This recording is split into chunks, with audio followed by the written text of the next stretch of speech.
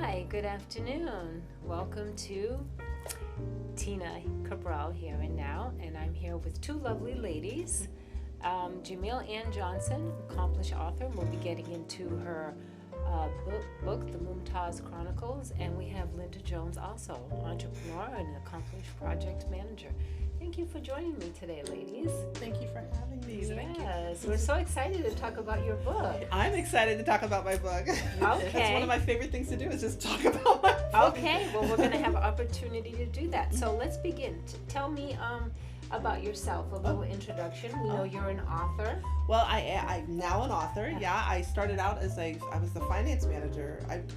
Most of my work life has been working in finance, and right out of college, I got a job at an insurance company. I worked there for 16 years, gathering data for actuaries. So I was always number girl, finance girl. I quit in 2006, started my own business, bookkeeping. I did managing money for small business owners. I taught financial education. I did a lot of financial education classes. I still do a lot of budget counseling. So anything related to money and numbers, that's I guess one side of my brain does all that. But then I got the other side of my brain that it somehow likes to be creative. I was an art major in college, and I love decorating and all that crafty stuff and everything. But I've never thought about writing. Maybe I've thought about it, but it was never like a passion or anything like that. I wrote a couple short stories, and which I'd never done before, and they're out on my website.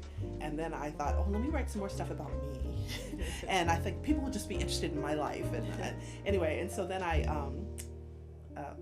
my birth name is Mumtaz. I'm named after the woman that's buried in the Taj Mahal, and she's Mumtaz Mahal. She's a queen, and that's my birth name. And I don't use it because a lot of people can't pronounce it, or I don't know. I'm not Indian. I don't know anybody who's Indian, and I have this Indian name. My middle name is Jameel, and so then I always went by Jameel. But I decided to Google her and just find out a little bit about her, and that's when I just got obsessed and totally interested in all these women, and I decided to become an author. So it was a very I don't want to say spiritual thing, but it was definitely the dragonflies. Dragonflies represent transformation and change. I've always been into powerful women, and I love shows and stories about powerful women. That has always been my thing, and I'm more of a TV girl than I am a book girl, but I love all of that. Let's get into the Mumtaz Chronicle, book number 1, right? Do you have a favorite chapter in that book? Oh my goodness, a favorite chapter. Okay, so this is that book, and this is supposed to be the main character, Mare. My favorite chapter in this book, a lot of the book is dialogue. A lot of because I am more of a TV watcher, a movie watcher than I am a reader. You have women and men from all these different locations. So Fatima, she is an African woman who has been taught to be a guard. She's a fighter, basically. And it has to be fictionalized because there is nothing documented. There's very, very little written about what life was like for them on a day-to-day basis. So you have to make it up. And I love that. I love that I have as a fictional writer, you can do that. You can do whatever you want. Up! The large woman yelled at Mare, as Mare worked to hold a staff over her head. Straight! The woman tapped Mare's back with her staff, indicating to her to stand straighter. The guard pulled Mare's forearm back so her arms were directly up over her head. Up! She yelled again, and then walked down the line of women to give attention to other women training in the field. Mare felt the sweat trickle down her back as she worked to hold the pose. For 3 weeks, she had been practicing with the women training to become female guards. A group of new Tatari women had just been brought into the harem, apparently as a result of some conflict in the area. They had been assigned to this training based on their size and skill level. Mare was permitted to train with them for only 1 hour a day, Haji Assis made clear, as long as it does not interfere with your other lessons and assignments. Even though her training was limited, she could tell her skills were improving. The other women spent their whole day in training and could perform at much more of an impressive level. They were much taller and stronger and seemed to have the natural agility necessary to horseback ride and fight. Mare was much smaller and clearly not as skilled, but the other women did not seem to mind having her join their training. In fact, they seemed amused that the young woman seemed interested. During a break, several women were sitting in the shade of a large tree next to the water fountain. Mare made a habit of trying to sit with the women, although most of the time she could not communicate with them. Many spoke languages she did not understand, and they did not seem to understand her when she spoke to them. a tall woman with the skin the color of cocoa handed her a small wooden cup. Mare took the cup and watched the woman use her own cup to gather water in the fountain. Mare usually formed her hands into a shape of a bowl to gather water, so she smiled when offered the cup, considering the thoughtful gesture. As the other women ran back to the field to continue training, this woman remained, sipping the water.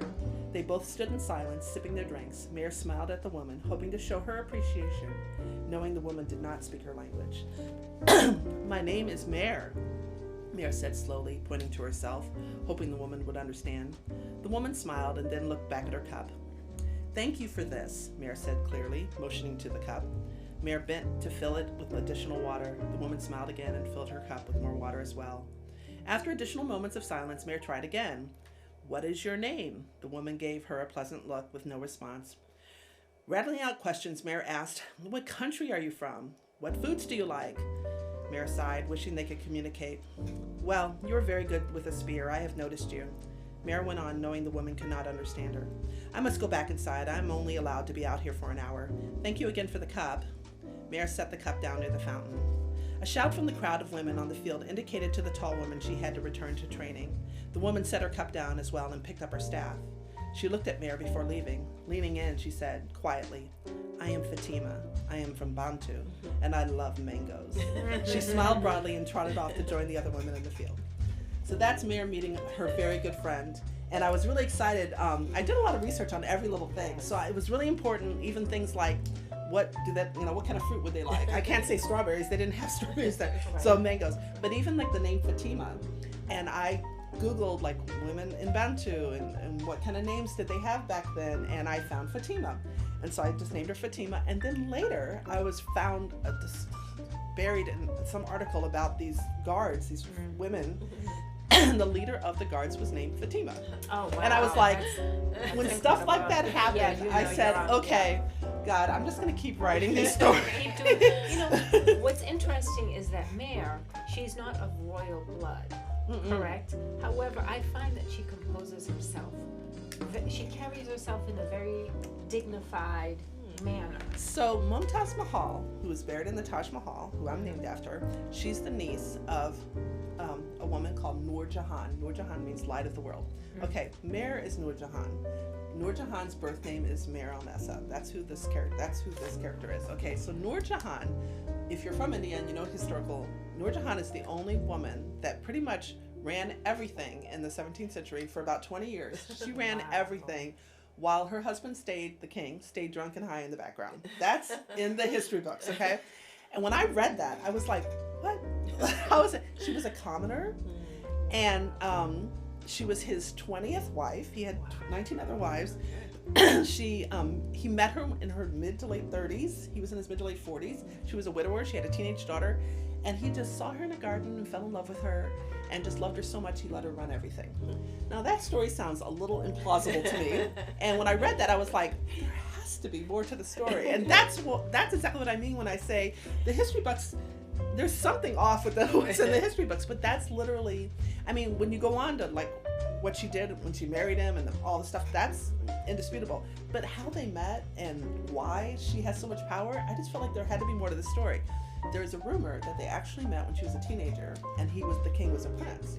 But it's only a rumor, it's unsubstantiated, and there's nothing else written about it. Then I decided to take that rumor and blow that up into this story. So giving Mare power, like, how did it start? She's a commoner. You know, how did she get into this harem? Like, why was she even there? And what was important about her? All of that is explained in the book, like who her father was and why she was even allowed to study. Like this, you didn't send girls to school back then, but she was trained and she was tutored. And her father taught her some calligraphy, and she was a great writer. All these little details, and it was like, well, what were these parents like? This is incredible. And so I found out later that she actually had a temple built. That's what you do when important people die. You build a big temple. That's how the Taj Mahal got built. You build a wonderful temple for people that you love, and you bury and you put them in it.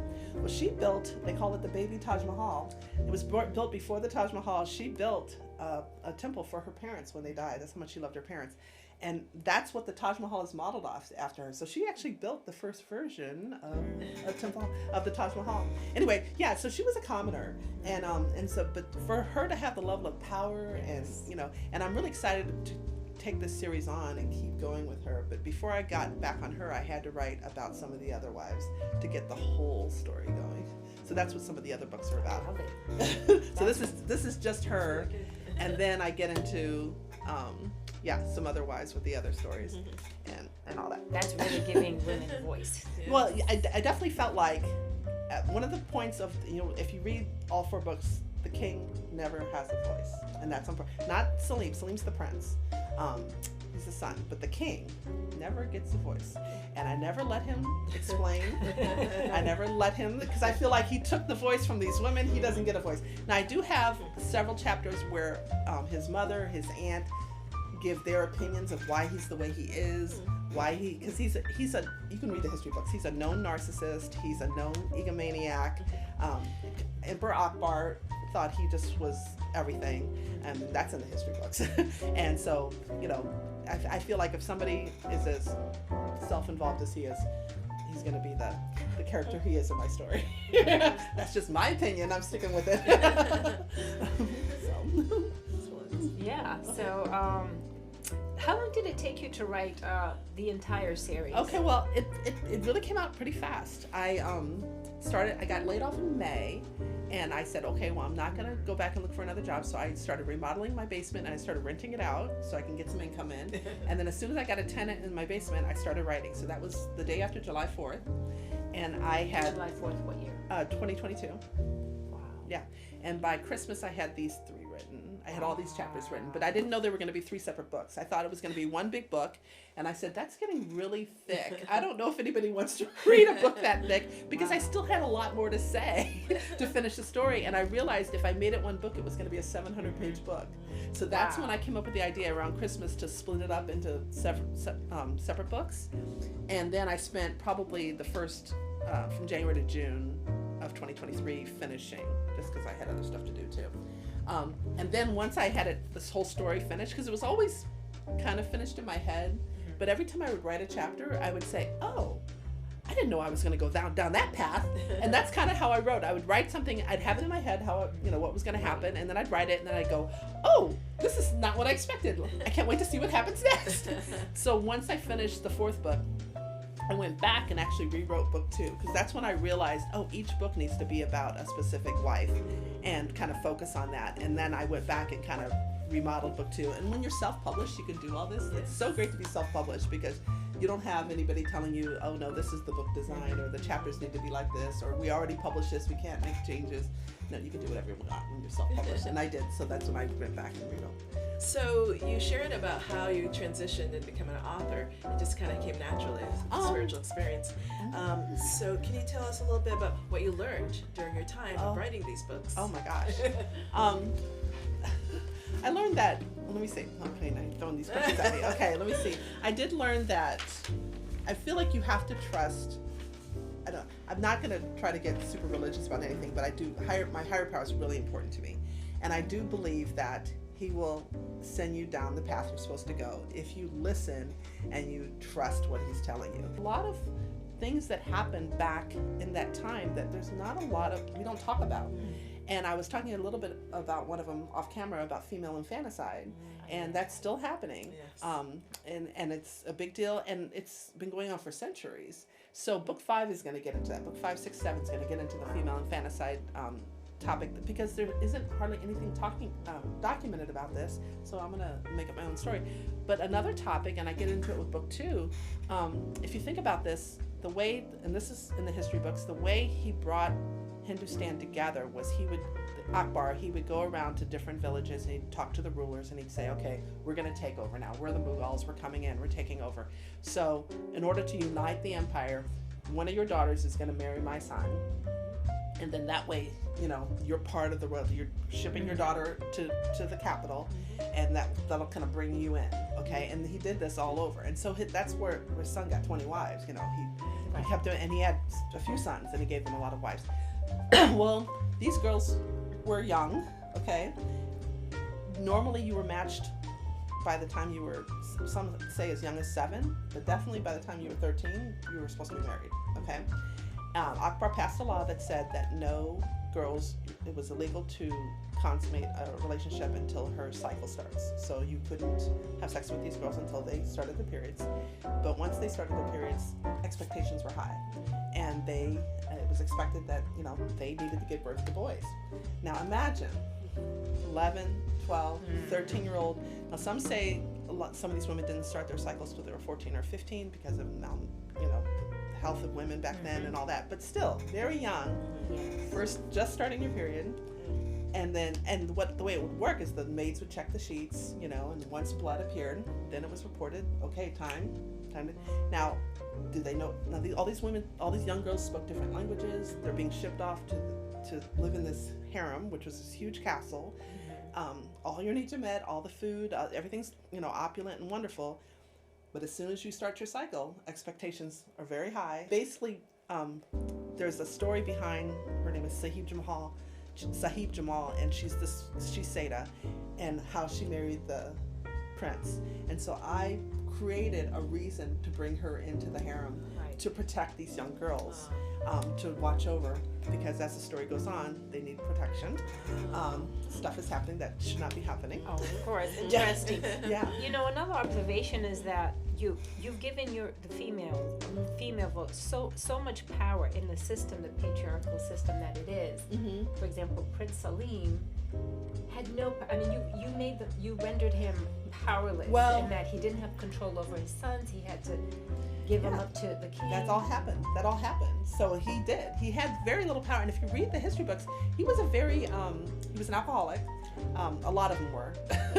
Wine was everywhere, but he was very threatened by his father. His father really dominated him. He didn't like it. They were always at odds, and this is still in the history books. There was a big battle between them, and his sons were taken away. His first son was taken away, and his third son was taken away. His second son wasn't touched. Seda's son wasn't touched. So I was like, why was that? And the first son, he said publicly, I like my grandsons more than I like my sons. And I thought that was odd. He said, and the mother of this, and he kept promoting his first grandson. He kept promoting him to be at the same rank as his sons. There was a whole rank system there, and he kept promoting them, and so he just revered this grandson more than his father. And the father, of course, was he was horrified by this, and he was so offended by this. And the mother of that son, she was the one that was always drinking and always upset and always, and I thought, there's something else going on in this dysfunctional family here. But the history books just say, just the neutral, nice stuff. So that's where I said, okay, let's have these women working together. So in that chapter that I just read, all the kings had multiple wives. So there's 3 powerful queens. There's 2 powerful dowager queens. There's, they all have like multiple. So you always mention a few queens at a time. So a couple of the queens were together interviewing Seda basically, and Queen Salima, I make her like a kind of like, okay, we have a problem here in this harem. These young girls are coming in and they're so inexperienced. We have a problem. We're going to work together to solve this problem. Okay, Pijajan, you bring in your niece. And as the story goes on, you find out that's where the milk line comes from. So Pijajan, she's the foster mother of the king. And a foster mother are the women that nurse the royal babies. And so if you think about it, you get the bloodline from your parents, but you get your milk line from the foster. They believe this, and I actually found articles. They believe that powers and certain qualities came through the milk. So once again, these women had a lot of influence and power. If you're a baby and you cry, and who do you go to? You go to the woman that's been nursing you. You didn't go to your queen mother. You go to the foster mothers. All these women kept just coming into the castle as he kept conquering more regions. And and they all spoke different languages, and they all had different cultures and beliefs. And so when I read that, I was like, oh, now, okay, what would happen in the next chapter then if I'm trying to get to this end point in the story, which was always, like even now I'm thinking, okay, by the end of this book, this person should have died and this should have happened. And by the end of this book, these 2 people have to get married and do this. And so I have book 5, 6, and 7 outlined. I tried to get just to the facts, which is kind of hard to get to. A lot of it's lost in translation. Because this is all, everything's written in Persian, everything's written in different languages, and so to find somebody who's translated it, and then I can read it in English, and a lot of the stuff was translated back in the 1800s, right when the British came in. So you have the British version, you know, of their translation of it, and then later you might find, oh, this was translated by somebody else, and then it was written a little differently, you know. So I would try to find different, the same thing written several different times, and try to say, okay, and if anything didn't really make sense, anything was a little off, I'm like, okay, that's going to be in my story, and I'm gonna write my version and why the history book is lying, because like, so I have a character commit suicide in my story, and in my book I have no, she didn't commit suicide, she was murdered, but they had to tell everybody it was suicide for this reason. So that's everything I did. I like follow the history book, but then I change it to, you know, fit, you know, and then I say, oh, but this is why they had to lie in the history books. Yeah, and I thought that was really fun. It's just fun to do it that way, and I like the story, you know. I even when I watch a movie and stuff, if you don't have a good story, to me it's not even worth, you know, it's fine if you have great characters, it's fine if you have great action scenes and all that stuff, but is the story good? You gotta have a good story. I've always felt that way, and I just like my story, so. Impressive. I have one question, follow-up. You know, you shared how you gained this courage to switch to another career and to create these wonderful stories. What motivated you? What inspired you? You know, allowed you to have your voice heard in these books? I'm just going to give it to God, but I feel like I got to say more than that, even though that's the most important reason. I've always been I won't say a risk taker.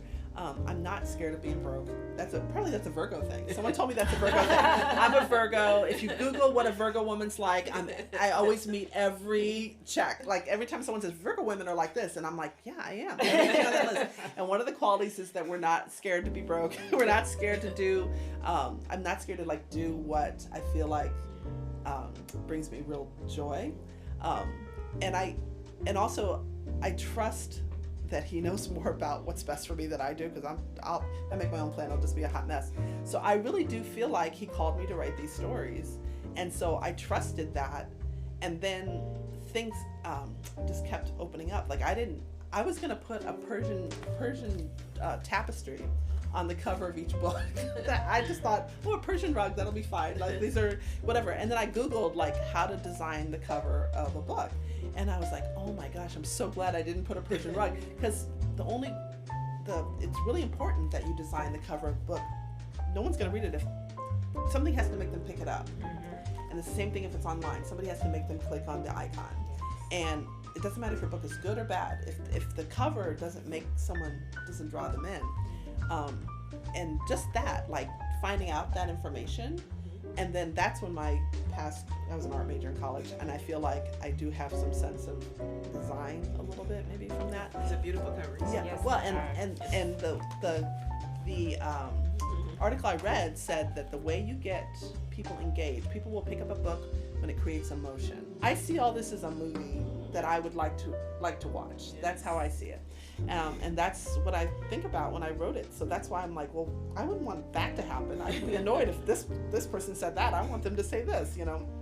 And that's kind of how I write it. Well, this is, as we wind down, this is a great way to honor Women's Month, isn't it? Oh, women's history, for sure. Yes. And I mean, especially in America where we don't teach the history of brown people that often. Right. And most Americans have no idea these women even existed, that they did anything. And Noor Jahan, if you want to talk about a powerful woman, that's where you focus on. All these other women, they're just blips in history. There's very little said about them, which is such a shame.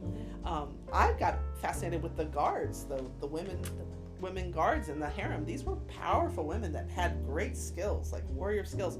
Noor Jahan was riding elephants into wars.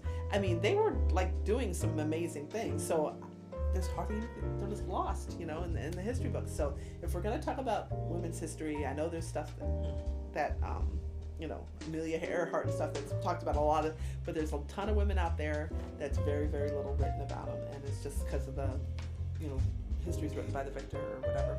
His story, make it her story. Her story. Her That's story. right. Now, where can we find your books? Now, all 4 are available? Oh yeah, Okay. so all 4 are available on Amazon, Barnes & Noble. Just Google them. You can go to my website, jameelandjohnson.com. You can click there and that'll take you to Amazon, Barnes & Noble.